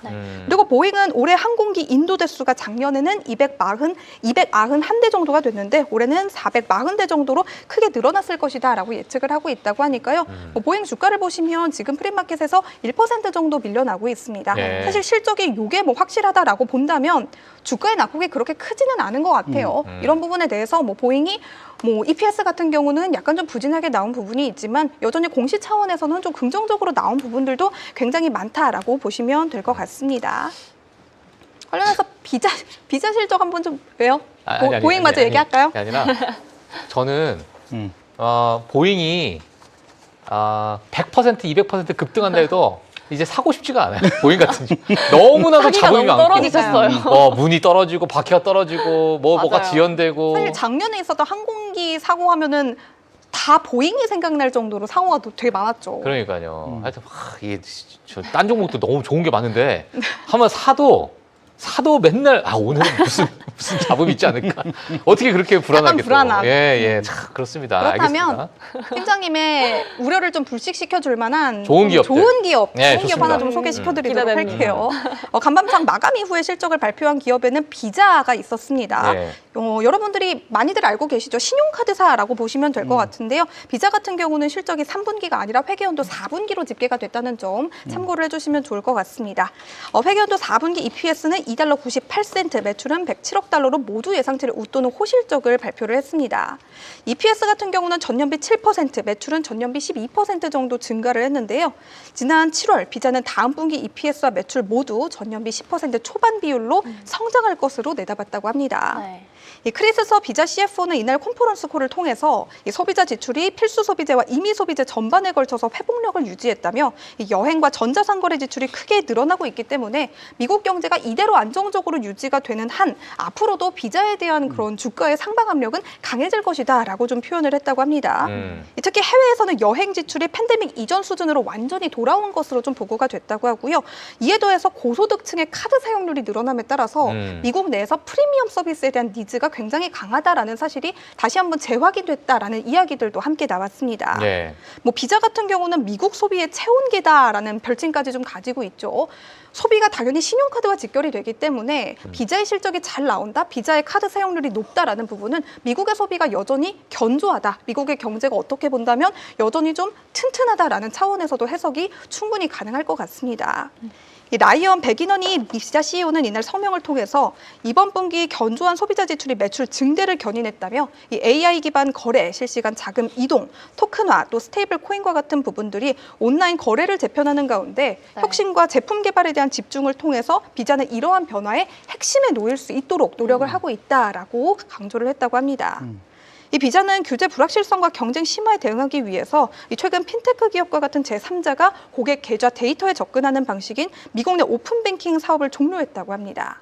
대신 비자는 이날 현재 AI 기반 에이전트가 사용자를 대신해서 결제할 수 있는 실시간 에이전트 방식 거래를 가동하고 있다라고 전했고요. 이러한 유형의 거래에서 판매자들이 에이전트를 검증하고 악의적인 봇을 차단할 수 있도록 돕는 프레임워크도 함께 출시했다고 발표를 하기도 했습니다. 비자는 궁극적으로 AI 에이전트가 인간의 개입 없이 인간을 대신해서 물건을 구매할 수 있도록 하는 시스템을 구축하는 것을 목표로 삼고 있다고 합니다. 아직 시장에 존재하지는 않지만 이를 가능케 하기 위해서 많은 플랫폼 업체들과 좀 협력을 하고 있다라고 해요. 네. 월가에서는 비자의 다음 분기, 즉 회계연도 1분기 매출을 전년비 12% 정도 늘어날 것으로 전망을 하고 있는데요. 이 비자 측이 제시했던 두 자릿수 초반 성장률과 비슷한 수준이니까요. 가이던스 차원에서 물어보신다면 양호했다라는 답변을 저는 좀 드리도록 하겠습니다. 이 비자의 주가는 장 마감 이후 애프터마켓에서는 1% 약간 안 되게 좀 상승하는 흐름을 나타내고 있었는데요. 현재 프리마켓에서는 일정 부분 좀 하락 전환이 된 것으로 보여지고 있습니다. 여기에 대해서 로이터 통신은 관세, 미중 무역 갈등, 또 미국 경제 건전함에 대해서 약간의 우려가 존재를 하기 때문에 여기에 대해서 신용카드사인 비자의 실적에 투자자들이 충분히 여기에 대해서 퀘스천 마크를 좀 붙일 수 있는 부분이다라고 설명을 했습니다. 예. 비자의 주가는 최근 3개월간 $345에서 $350 부근을 좀 횡보를 하고 있습니다. 이번 호실적에 힘입어서 많은 월가의 기관들도 비자의 목표가를 좀 상향 조정을 하고 있는데요. 가장 좀 특징적인 부분이다라고 한다면 뱅크 오브 아메리카가 가장 높은 $410를 목표가로 제시를 했다고 하고요. 뱅크 오브 아메리카를 제외하고도 대부분의 월가 기관들의 평균 목표가가 $400 정도라고 하니까 이번 주가 하락 같은 경우에도 충분히 V자 반등이 가능할 모멘텀이 있는 기업이다라고 보시면 될 것 같습니다. 네, 알겠습니다. 자, 비자, 뭐 마스터카드 너무나도 뭐 대표적인 그러한 기업이긴 한데 뭐 최근 뭐 제가 뭐 기억나는 게 청문회에서 요 기업들 이제 CEO를 앉혀놓고 이 마진율, 그러니까 너희들이 마진율을 이렇게 많이 가져가는 이유가 뭐냐, 소상공인들한테 이렇게 힘든 그 가격 전가하는 거 아니냐, 뭐 이런 뭐 많은 또 질타를 받는 뭐 네. 그런 영상들이 좀 나는데 너무나 이제 어찌 보면 약간 독점적인 위치에서의 그러한 부분이 향후 이제 핀테크나 뭐 나중에 어떻게 될지 모르겠지만 뭐 스테이블 코인이나 암호화폐 시장 자체가 일부 좀 변화가 생긴다면 이러한 뭐 기존에 있었던 어떠한 여러 가지 어떤 뭐 결제 시스템, 이 시스템에 대한 것들이 좀 많이 좀 변화할 수 있는 것도 좀 생기지 않을까. AI와 뭐 일부 핀테크의 기업 간의 어떤 협업을 통해서도 뭐 그런 어떤 시장의 어떤 생태계가 과거에 정말 그 레거시적인 이런 독점을 가지고 있었던 기업들이 이미 다 독점이라는 건 다 알고 있잖아요. 그렇죠. 근데 누군가가 거기서 툭툭 건들면 요 기업의 독점이었는데 혹시나 우려감이 더 크게 증폭될 수가 있기 때문에 네. 비자 마스터카드 같은 경우에는 이 결제 시스템이 많이 변화한다라는 그런 환경 속에서는 오히려 저는 악재성으로 더 받아들일 수 있지 않을까라는 생각도 좀 들기도 하더라고요. 약간 시스템적인 차원에서. 그렇죠. 물론 뭐 비자 마스터가 가만히 있진 않겠죠. 그들도. 예, 그들도 가만히 있진 않겠지만. 저는 이번에 비자 실적을 보면서 좀 이번 3분기 어닝 시즌의 가장 큰 포인트라고 한다면 뭐 대부분 실적도 잘 나오고 가이던스도 잘 나왔다라는 그런 측면도 있겠지만 미국의 소비가 굉장히 견조함을 잘 보여주는 그렇죠. 그런 네. 지표라고 생각을 하는 게 뭐 비자뿐만 아니라 제가 이전에 카드사 말씀드렸던 아메리칸 익스프레스도 그렇고 네. 뭐 많은 뭐 항공사들, 아메리칸 항공, 사우스웨스트 항공, 델타 항공도 있고 뭐 힐튼 호텔도 있겠고요. 뭐 이러한 부분들에 대해서 확실히 미국의 소비가 좀 견조하다라는 차원을 확인해 볼 수가 있을 것 같은데 뭐 제가 오늘 시간이 된다면 부킹홀딩스 실적도 해드리겠지만 부킹홀딩스도 여행 예약 플랫폼인데 네. 여기도 미국의 여행에 대한 니즈가 굉장히 강력하고 미국의 소비가 여전히 좀 탄탄하다라는 부분에 방점을 찍었기 때문에 예. 내용이 사실 굉장히 비슷했거든요. 아. 근데 이게 추후에 어떻게 될지가 사실 많은 분들이 좀 의구심을 가지고 있는 것 같아요. 왜냐면 부킹홀딩스도 사실 주가가 더 많이 올라갈 수 있는 포인트가 있었는데 좀 하방 압력으로 거론이 됐던 부분이다라고 한다면 여전히 이러한 소비 진작에 대한 부분이 그러니까 지금 연말로 다가가고 있잖아요. 그쵸. 그러니까 연말에 대한 그 홀리데이 시즌에 대해서 소비가 더 진작될 부분들은 여전히 룸이 남아있지만 이게 내년도에도 장기적으로 이어질 것이냐 그거에 대해서는 아무도 예측을 할 수가 없는 부분인 것이고 만약에 내년에 돼서 지금 이렇게 잘 가고 있는 부분이 확 소비가 꺾여버린다라고 한다면 오히려 이러한 기업들에게는 더 큰 악재로 작용을 할 수도 있다라고 하기 때문에 좀 여러분들이 소비 관련해서 보실 때는 일단 지금은 굉장히 견조하나 나중에도 그게 지속이 가능할 수 있을지에 대한 부분은 좀 많은 부분들이 좀 체크를 해보셔야 하는 포인트가 저는 확실히 좀 있는 것 같습니다. 네, 알겠습니다. 자, 부킹홀딩스도 뭐 지금 거의 다 뭐 말씀을 거의 다 해주신 것 같아서. 안 해야 될 것 같아요. 네. 자, 이제 좀, 예. 근데 비자가 해외 매출이 한 60% 돼요. 근데 그러니까 40%가 이제 예. 국내기도 예. 하고. 해외 매출이 되게 잘 나왔다고 하더라고요. 네, 그러니까 근데 거꾸로 말하면 이제 그것을 파고들 수 있는 게 아까 정확히 얘기해 주신 스테이블 코인. 그것의 타겟 마켓이 사실은 네. 비자 마스터가 꽉 움켜쥐고 있는 과점하고 있는 국제 결제 시장인 거죠, 사실. 우리도 다 해외 여행 갈 때 비자 마스터 맞아요. 그렇죠. 없으면 아멕스, 못 다녀요. 맞아요. 예, 그러니까 이 중국 쪽 거 하려면은 을련 뭐 이게 딱 정해져 있잖아요. 맞아요, 맞아요. 그러니까 근데 그거를 사실은 이제 스테이블 코인이 대체하기 시작하면 엄청난 시장을 잃게 되는 거니까. 그러니까 사실 최근에 주가가 그러면은 그 얘기가 나온 이후로 지금 완전히 이제 박스권이거든요, 그렇죠, 맞아요, 주가가. 맞아요. 그래서 네. 그것에 대해서 회사가 제대로 된 대응책을 내주지 않는 한 지금 당장의 실적 갖고 주가가 세게 가기는 조금 힘들죠. 예, 조금은 예, 그러니까 약간의 이제 저항선 뭐 이런 것들 네. 될 가능성이 좀 있지 않을까 싶습니다. 네, 알겠습니다. 자, 그러면 오늘 저희가 꼭 무조건 짚어야 될 이야기입니다. 우리 유유유. 빅테크. 예. 네. 왜 유유예요? 아니 엔비디아가 너무 오늘 예. 이슈가 컸잖아요. 예. 그래서 사실 저는 애플이 너무 조금 소외감 될 것 같은 거예요. 어. 아니 나름 4조 달러 첫 돌파했는데 별로 엔비디아 확 오늘 4조 묻혀버린 달러. 것 같아가지고 그래서 한번 챙겨오려고 가져왔습니다. 예, 예, 알겠습니다. 자, 오늘 빅테크 말씀드리면서. 이야기 마무리 한번 쫙 가도록 하겠습니다. 네, 좋습니다.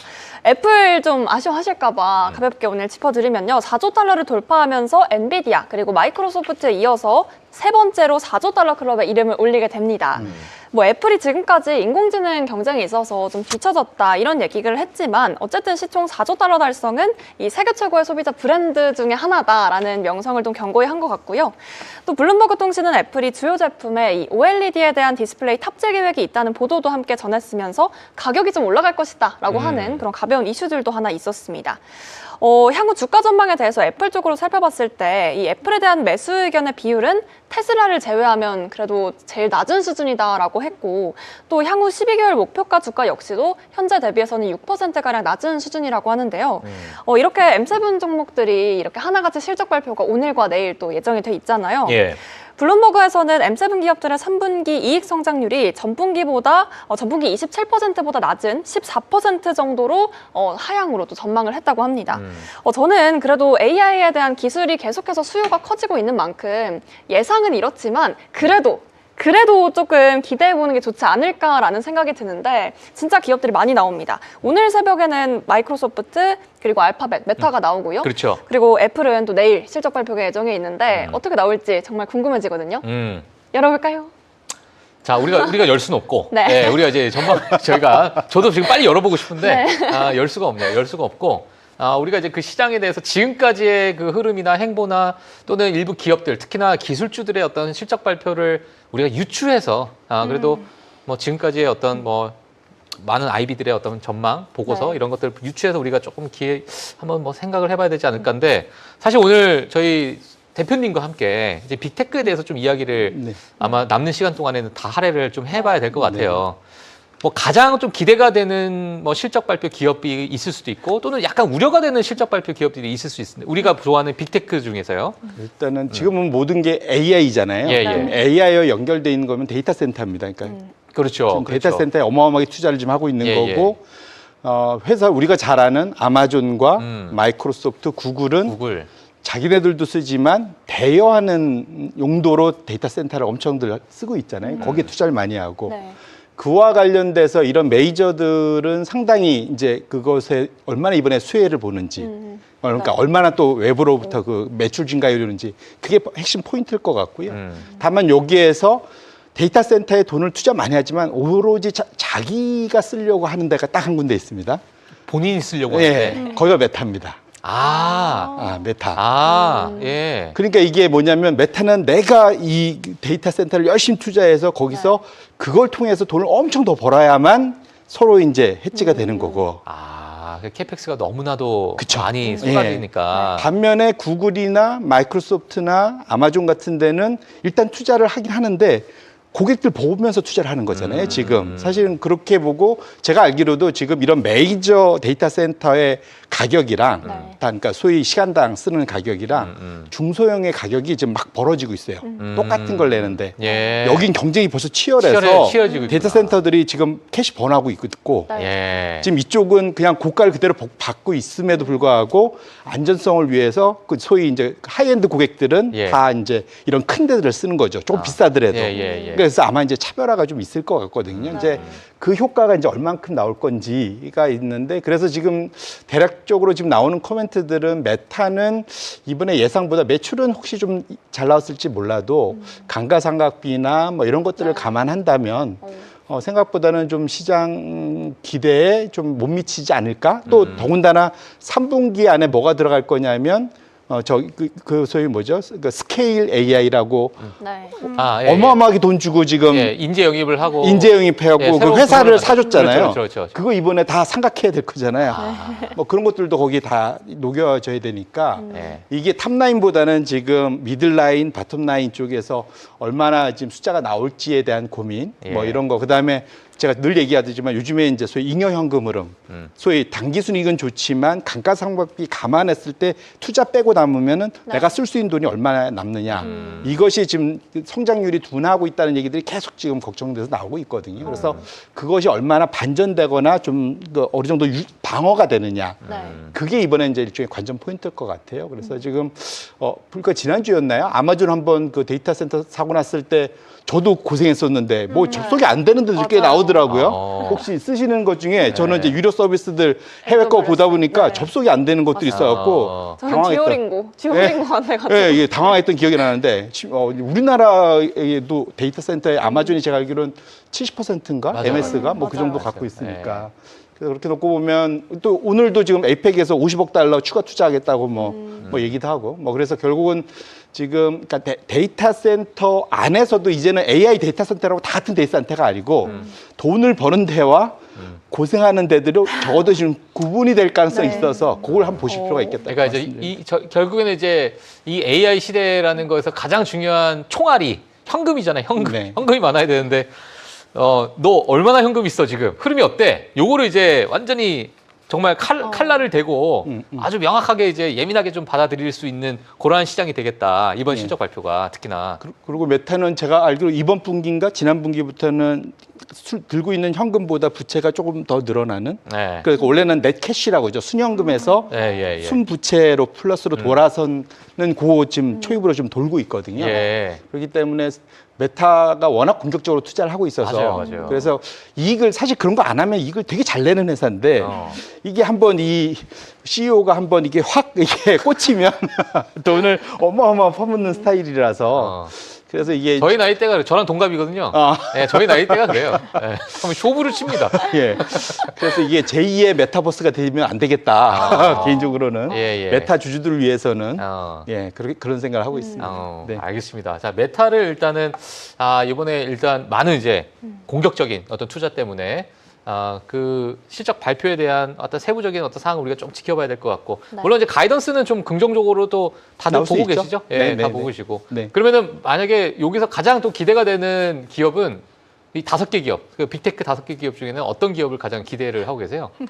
글쎄요, 저는 이게 약간 이거는 저도 이제 편애하는 거라서 네. 구글을 제일 좋아하고 알파벳을 제일 좋아하고 네. 왜 애플은요? 네? 애플이요. 유유유. 애플도 좋은데 예 근데 애플은 꾸준한 회사죠 사실은 예 그러니까 근데 이게 그래서 근데 AI 쪽에서는 아직도 좀 약한 편이니까 상대적으로 그 아이폰 17이 잘 팔리고 안 팔리고보다 어떻게 보면 근본적으로 AI가 더 먼저 돼야 하는. 그러니까 거기에서 성장성을 아직은 보여주지 못하고 있고 근데 모르겠어요. 그러니까 이게 현재의 AI 그 소위 트렌드가 지속되면 애플이 조금씩 밀릴 수 있고 거꾸로 이것이 이런 거 있잖아요. 열심히 산에 올라갔는데 이 산이 아닌가 봐 이래버리면 그러면은 이상이 아닌가 말짱빵이죠, 말짱빵. 근데 애플은 거기 안 갔거든요. 애초에 그러면 시도도 그때 못 되면 하나 또 그러면 또 얘기가 달라질 수가 있잖아요. 그래서 그럼 또 완전 또 이게 판이 완전히 뒤바뀔 수도 있습니다. 예. 그래서 그런 측면에서는 그 애플의 그런 상당히 좀 네. 원래 애플은 그 선구자적이기보다는 되는 거 보고는 들어가서 시장 전체를 장악하는 스타일이잖아요. 과거에. 근데 약간 늦지 않았나요? 예. 뒤늦게 들어간다 쳐도 지금 많이 늦어진 것 같은데. 조금 이제 옛날보다는 좀 그런 게 좀 늦은 편 같긴 한데. 그래서 서운해요, 어쨌거나 서운해요. 이번 주에 지금 다 말씀해 주셨거든요. 실적 발표하는 게 다 말했는데 지금 마이크로소프트 하나 빼먹으셨어요.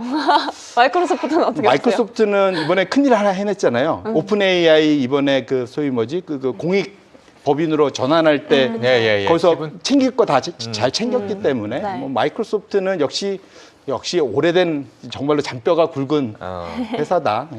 그러니까 예.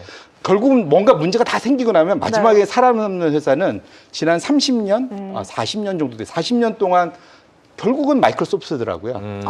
맞아요. 마이크로소프트 그렇지 않습니까? 정말 결국 맞아요. 마이크로소프트예요. 그 다음에 지금 소위 이제 25년 네. 살아남는 건 구글이고, 요 두 회사는 그래도 끝까지 뭔가 세상에 무슨 병거가 생겨도 살아남는 두 회사는 저는 개인적으로는 두 군데라고 생각을 합니다.